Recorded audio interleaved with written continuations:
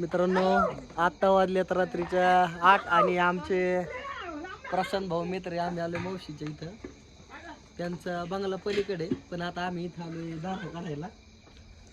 आणि ह्यांच्याकडे मशीन आहे. किती लिटर देईल मशीन?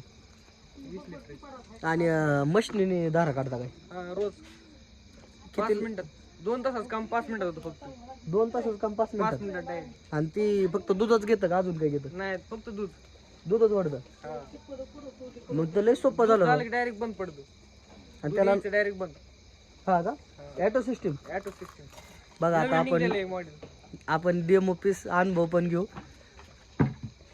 त्याला काय पाणी गार गरम काय धुवायला बिल आधी थोडी काच धुवून घ्यायची.